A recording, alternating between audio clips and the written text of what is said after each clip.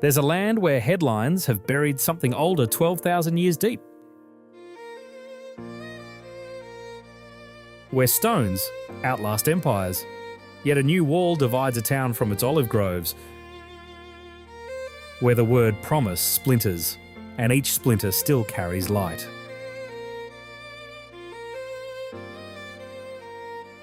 This is Palestine. Not the Palestine of breaking news, but of plastered skulls, crusader paintings, of monks sharing a ladder no one may move. In Jericho, a single spring has fed the same valley 11,000 years. In an old city under 1 square kilometre, 3 faiths thread alleys unchanged since Suleiman. Welcome to Palestine, far from everything you thought it would be.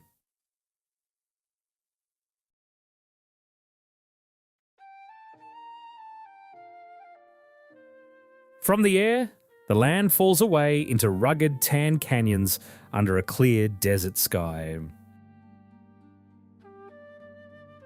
Beige mountain ranges fold one into the next, pierced by a single trickle of green. Then the canyons open and a city appears on the valley floor. Jericho, roughly 258 metres below sea level, the lowest inhabited place on Earth. Tightly packed houses spread out from a single minaret, a small green wedge of life. Seen from the ridge, a quiet paradox, a fertile city carved from the lowest ground anywhere. Near the city's western edge stands a low mound called Tel es Sultan. From the ground, it looks unremarkable broken stone, dry earth, a few palm trees among ruins. But the deposits beneath these ruins reach back to roughly 10,500 BCE, making this the oldest continuously inhabited place on Earth, listed by UNESCO in 2023. 29 layers of human life are stacked here, each city built on the rubble of the last. Walls and a tower from this same depth of time still rise from the dirt, possibly the oldest monumental architecture humans ever made. Sun-pale mosaics from a later age, Hisham's palace, lie nearby, almost a footnote in this kind of time. Above the rooftops, the same minaret holds the centre of the green wedge below.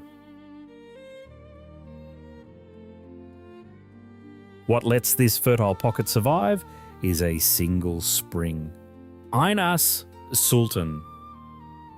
Waters fed this ground 11,000 years. The same the Book of Kings says Elisha once healed with Saltum.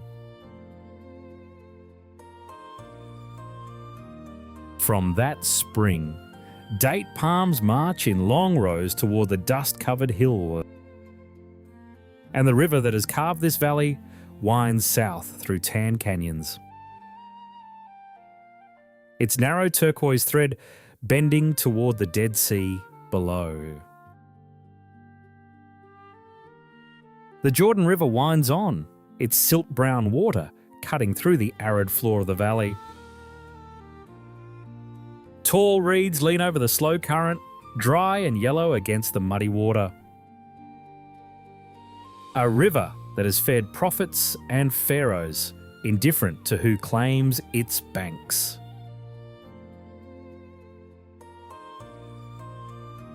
Where the river finally meets the Salt Lake, silt blooms into pristine teal, a confluence the eye barely understands.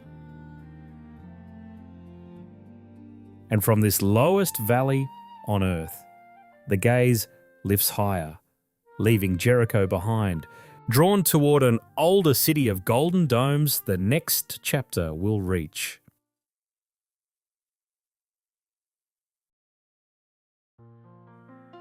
The water turns turquoise, then white. Salt crusts ring the shore of the Dead Sea in granular drifts, where the line between sea and shore loses its meaning. Above this still water, on a high plateau of red roofs and dry hills, a settlement watches the valley below. Where the Jordan finally meets the lowlands, Christian tradition places the baptism of Jesus. Yet the same waters once turned the Crusader-era sugar mills of Tawahin es Succar among the world's earliest large-scale sugar works, whose trade Marco Polo carried back to Europe.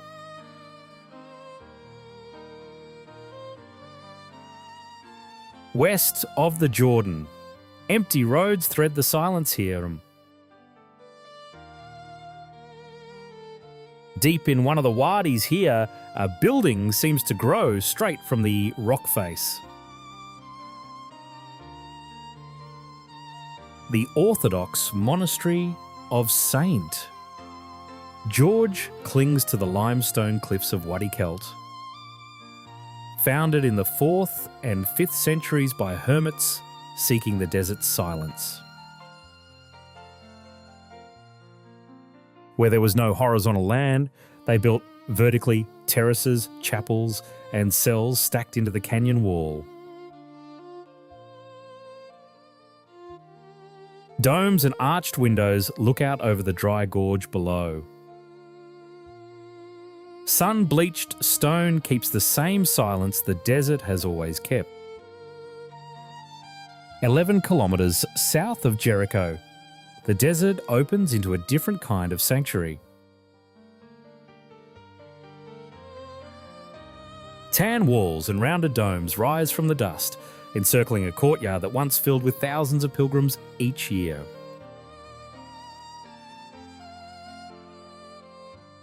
This is Nabi Musa, built in 1269 by the Mamluk Sultan Baybars as the Islamic tomb of Moses. While older traditions place that grave across the river, for nearly 7 centuries, processions walked from Jerusalem before Greek Orthodox Easter, weaving past graveyards older than the shrine. A herd of goats still drifts across the dry hills nearby. And a green-spired minaret keeps watch over an empty desert. Closer in, another green takes hold the Russian Park, lawns and pink shrubs around a domed building. Tall trees lean over neat paths, an enclave of moisture inside the heat. Further out, golden domes rise from sand at the holy monastery of St. Gerasimos, ringed by palms. Crosses catch late light above the dry compound. The pattern repeating wherever this land gave shade. Someone built a sanctuary.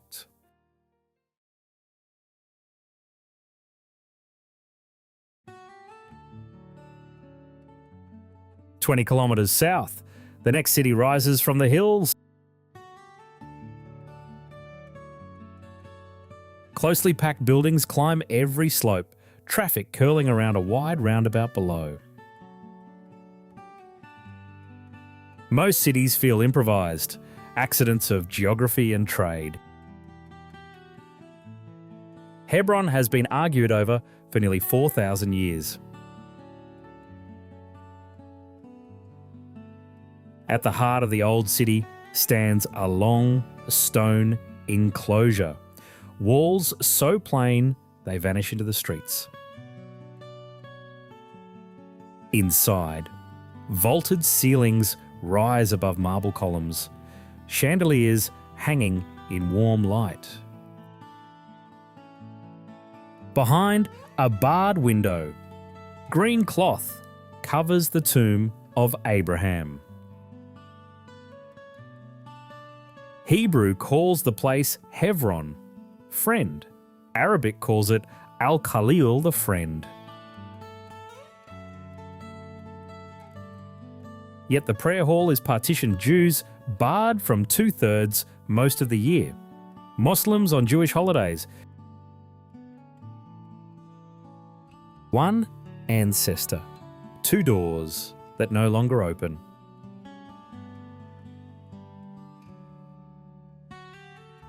Above an empty riverbed, a sand-coloured monastery rises straight from the canyon wall. Its tan stone walls and rounded roofs are stacked into the side of a steep canyon, blending with the rock until they almost disappear. Mar Saba was founded here in the 5th century Eastern Orthodox monks choosing vertical stone over flat ground. Even now, no road reaches the gates, pilgrims still descend on foot, the way they did 15 centuries ago. From the terrace, the Kidron Valley opens toward Bethlehem, the same desert where St. Jerome translated the Vulgate. The Latin Bible the Western Church would lean on for over 1,000 years. From the cliffs above, the road descends into the city.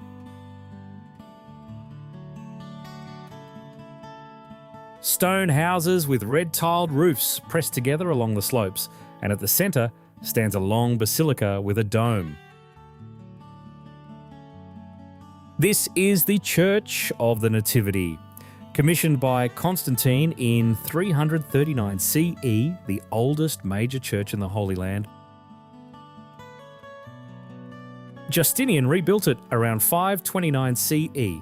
The cave beneath has held continuous Christian worship ever since. Inside, hanging icon lamps burn above a long colonnade. Outside, the plaza opens onto a wide stone facade. A small statue stands beside the entrance, almost lost against the wall. What looks like a single doorway is 3-layered in stone, a Justinian opening, a Crusader arch. And between them, a tiny rectangle barely 1.2 metres tall. Around 1500, the Ottomans walled the older entrances down to this door of humility, forcing every pilgrim to bow. 3 empires, 1 threshold, stacked in stone. Beyond, streets wind past graffiti-covered concrete and uncollected rubbish, old reverence and present friction sharing the same square mile. Beyond the plaza, the basilica still anchors the dense roofs around it. Bethlehem climbs the green slope of a single mountain, white houses tightly packed against the bare earth.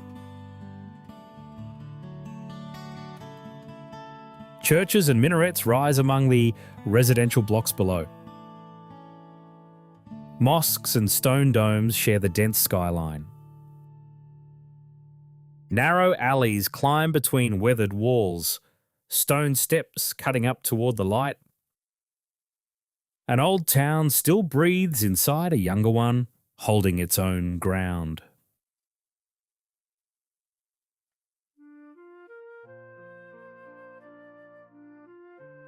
South of the city, a single conical hill rises from the rural field. Its summit was once a fortress and a tomb, Herod the Great's mountain, raised in the 1st century before Christ. Stone arches still hold their curve against the sky, weathered down to bone. Faded paintings cling to interior walls. From above, the place feels empty the way a snake's skin keeps the shape of the snake. A low entrance opens into the dark burial chamber. Inside, a vaulted tunnel runs through stone older than the kingdom that built it. Beyond the ruins, a small village still farms the same fields the king owned. The wilderness around Bethlehem hasn't changed. The people who walk it have. A robed figure crosses the dust in slow motion, the way the Gospels remember a stranger. Twilight pools across empty hills, then dawn returns. Above the slopes near Al-Qada, the monks of Cremasan have pressed wine since 1885. 140 years of harvests, nearly 700,000 litres a year. A Bedouin camp clings to the ridge in the gold light. Beyond the rural quiet, the land grows uneasier. Broken structures and lone water tanks dot the dry slopes, distant settlements crowding the horizon. And then the wall grey concrete cutting straight through the city, painted in furious bright graffiti. In 1947, Christians made up roughly 85% of Bethlehem's people. By 2016, just 16.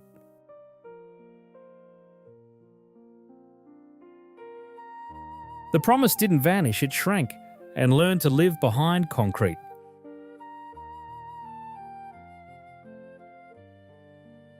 "80 kilometres north, between two mountains, lies a city that has worn three names. Light-coloured buildings press up the slopes in tight rows. It began as Mabatha, a Samaritan village. In 72 CE, the emperor, Vespasian, fresh from destroying the temple in Jerusalem, refounded it as Flavianiapolis. 2,000 years later, Arabic still preserves that Greek name, only worn down Nablus. One hill, three civilizations layered into a single word. Rain falls on the green dome of an old mosque. Below, traffic moves slowly along wet downtown streets. Buses push past covered storefronts where Nablus's famous olive oil soap has been hand-cut since at least the 14th century.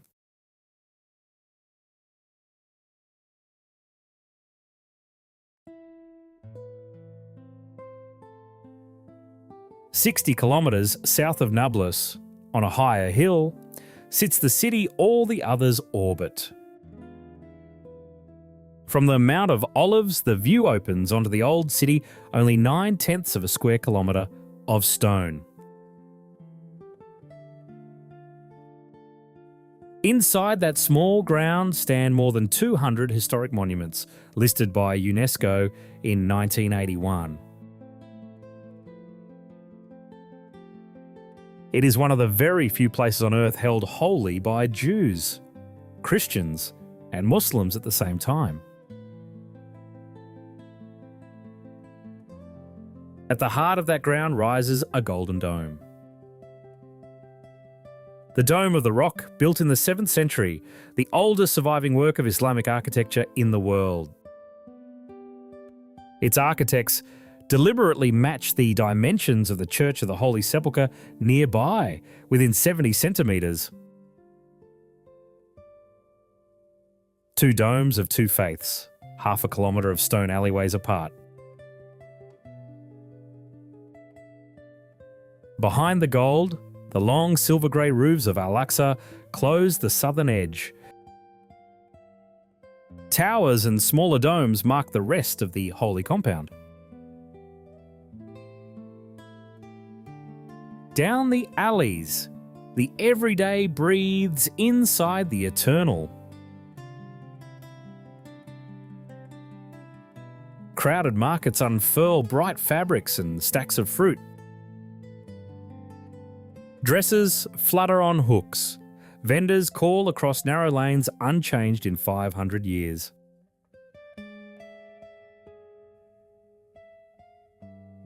The bazaar threads through the same old city three faiths still claim. On the eastern wall, the Golden Gate stands sealed, walled up centuries ago to keep a promised one out. Nearby, a great round stone seals the Pool of Bethesda, a city waiting 5 centuries for the visitor it shut its door against.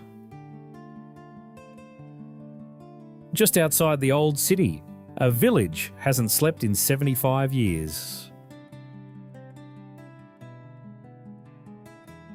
Stone houses cascade down a green hillside, weathered and roofless, walls returning to the slope.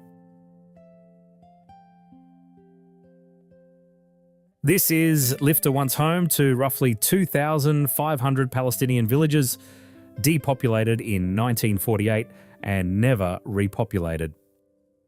One of the last surviving abandoned villages of that war. Wildflowers push through the empty doorways while a modern skyline rises in the distance. On a higher hill nearby, an old fortress church mosque rises above a watchtower of tan stone, the tomb of Samuel. Look across these hills toward Jerusalem, and Hebron's old paradox finds a different answer. Since Saladin retook Jerusalem in 1187, the only key to Christianity's holiest church, the Holy Sepulchre, has been entrusted to a Muslim family, the Judea, for 838 years. Each morning, a new Saibeh unlocks the door, designed to keep Christian feuds from destroying access.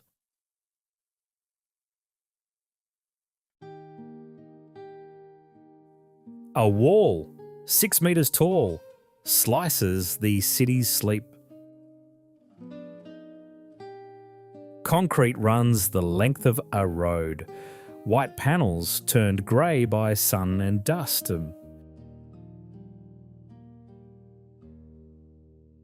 On one side, packed neighbourhoods of pale stone houses, on the other, parallel streets of the same kind. From above, the line ignores the contour of the hills, cutting straight where the land curves. The neighbourhoods on either side often share electricity grids and surnames. At Shuafat, the wall runs straight past apartment windows. An observation tower watches over crowded balconies and parked cars. The camp lies inside Jerusalem's official borders, yet the wall keeps it functionally outside.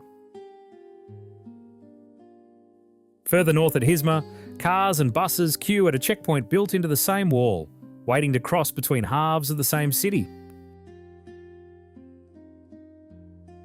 A guard tower rises beside the road, watching the dust kicked up by the weight. At Anata, flat rooftops climb a hilltop, winding hillside roads holding the camp like a hand. A long wall traces the same ridge, separating the dense cluster from the dry slopes beyond, and above the rooftops, a slender minaret with a golden ribbed dome rises into the sky and keeps calling. Borders are often less ancient than they look. Jerusalem's famous old city quarters may have begun with an 1840s British map, drawn long after the alleys themselves. Lines on paper, then walls in stone, and the city goes on living between them. Beyond the camps, East Jerusalem unfolds across the hills. Stone houses cluster on slopes and in valleys, connected by curving roads. Terraced fields and ancient olive groves run between the neighbourhoods.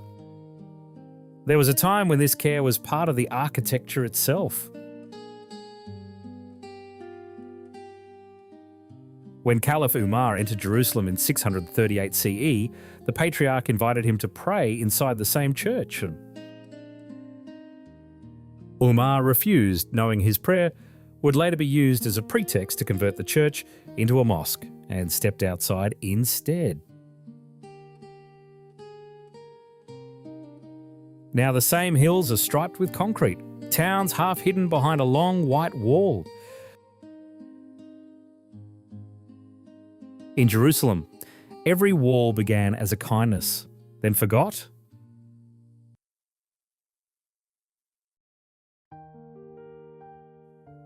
"16 kilometres north of Jerusalem, on a higher hill, sits a city that calls itself a capital. Light-coloured high-rises climb the slopes, traffic threading busy roundabouts below. Ramallah serves as the de facto seat of government for Palestine, even though Jerusalem remains the legal claim. Inside the Muqattara, an old British fortress from the 1930s, the President's office still operates. Yasser Arafat lies buried in the same compound, his tomb facing Jerusalem. A capital that has never quite become one, watching the city it can't reach.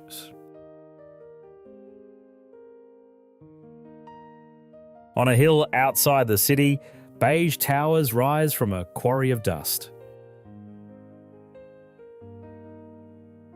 This is Rawabi, the first planned Palestinian city, built as a bet on a state that hasn't yet arrived. Cranes turn against the morning sky. Beyond the Muqattara's helipad, traffic streams through the bustling roundabout where Ramallah meets its older twin, Al-Birah, which holds Bronze Age remains older than Ramallah by 4,000 years.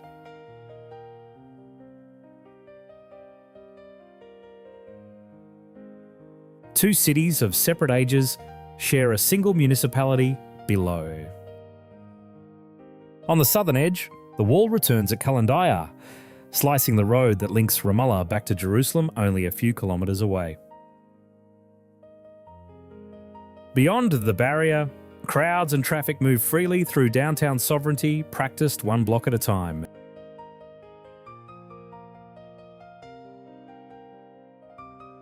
Further west, the land flattens toward the coastal plain. Qalqilia is one of the only towns on Earth almost completely encircled by a separation barrier. Wrapped on three sides, connected to the West Bank through a single gate. Inside, the streets and rooftops keep their shape, the highway humming below.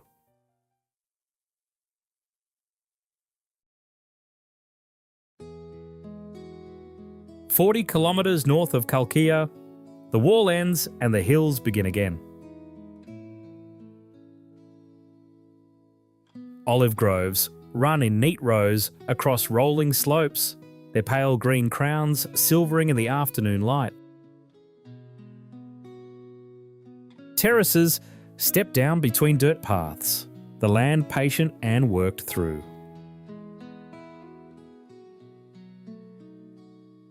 Beyond the groves, the small town of Araba sits in a hollow, white houses against pale stone hills.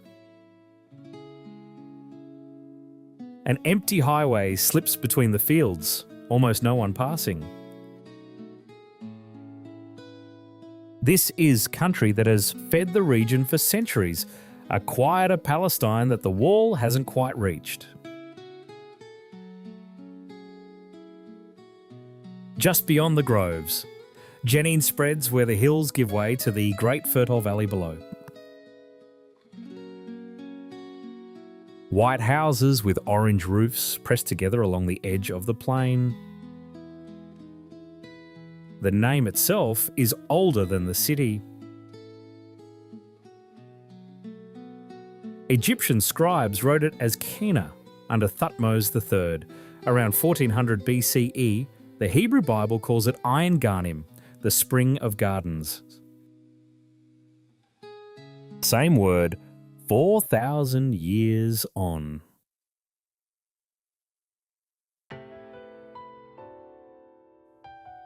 "60 kilometres southwest of Hebron, the land falls into the Mediterranean.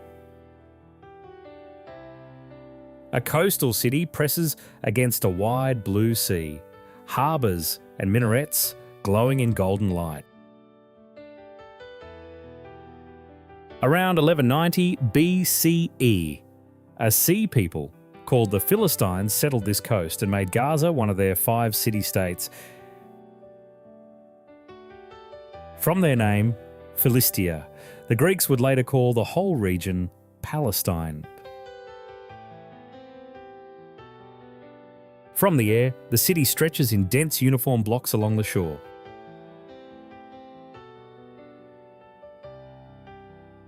A little south, the old port of Anthedon held this same coast.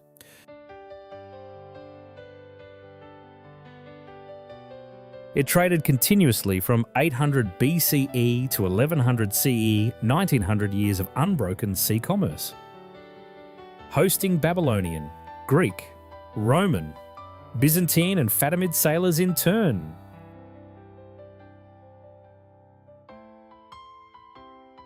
Today, calm waves still roll onto the same shore, a small boat crossing where empires once anchored.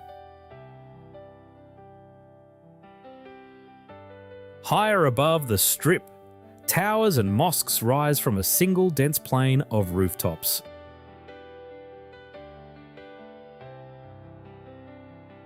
On one of those hills, the Great Omari Mosque has stood through every century. Philistine Temple, Byzantine Church, Gaza's first mosque after 637, briefly a Crusader cathedral, then mosque again under the Mamluk. 6 faiths layered on the same stones.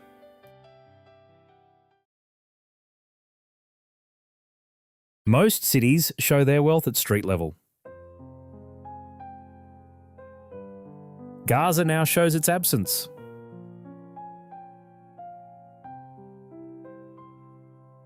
Streets buried in grey rubble where buildings once stood, sand mixing with crushed concrete.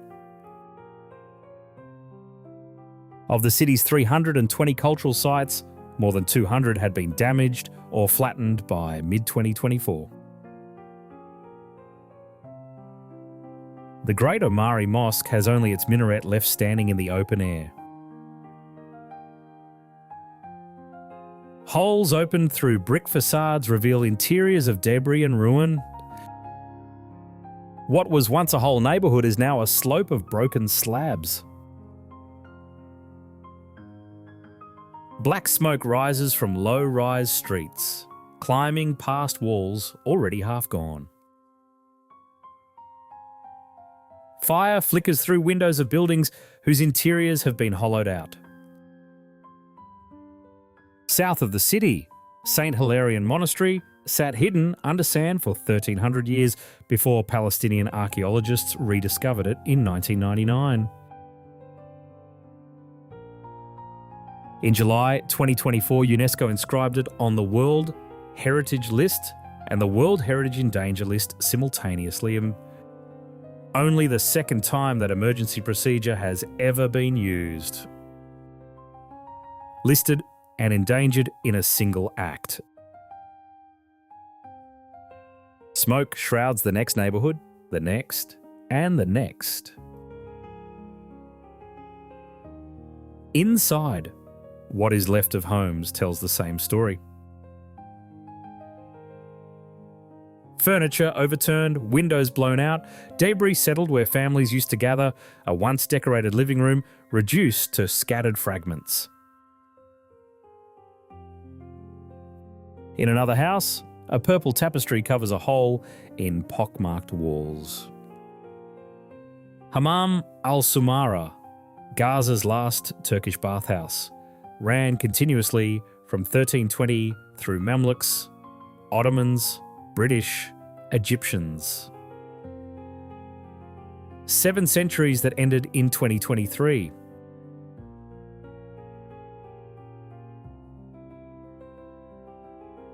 Outside the city, fields of armour wait beside the border.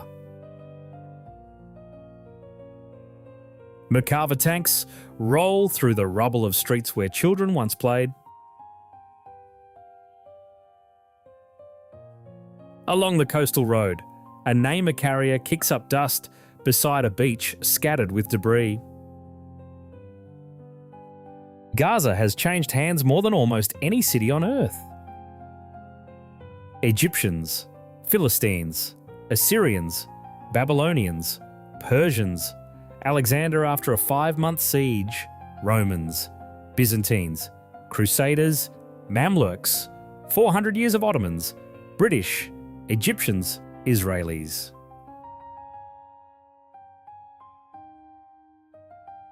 The current chapter is one of 17. Beyond the rubble, coiled barbed wire stretches along a cracked dirt road, marking the edge of one of the world's most enclosed cities. Behind the fence, unfinished cinder block towers rise toward a sky that has watched all this before and may yet watch the city rebuild.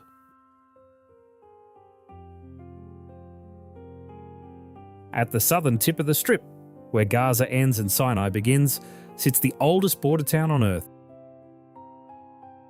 Rafah was first written down in 1303 BCE on an inscription of Pharaoh Seti I. 3,300 years, a frontier of every empire that ever marched through. Today, bullet-pocked walls flank streets where neighbours once shared the same surname across 2 countries.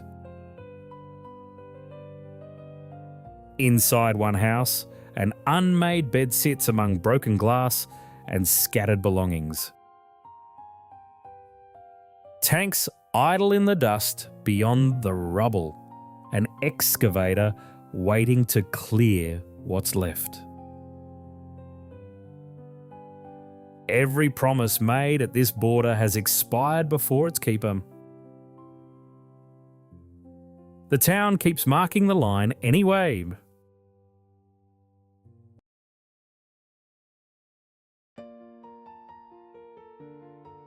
The land has many names, but only one shape. Cliffs falling toward a salted sea. A grotto under a basilica. Stone alleys older than the maps that drew them. A wall through bedrooms, a coast turned into a horizon line drawn in concrete. A village with no one home, and a river of olive trees on hills that have watched everyone leave. Each place keeps its own quiet. And what does it mean for a promise to be broken?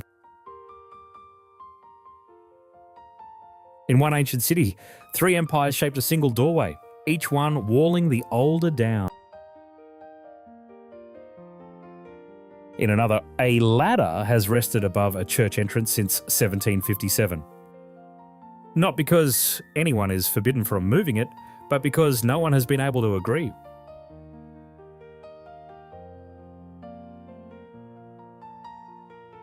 The promise of shared sacred space was not shattered, and It was simply held by too many hands at once. Maybe that is what a broken promise really is, one still being carried by everyone who ever cared about it. Palestine ends much the way it began.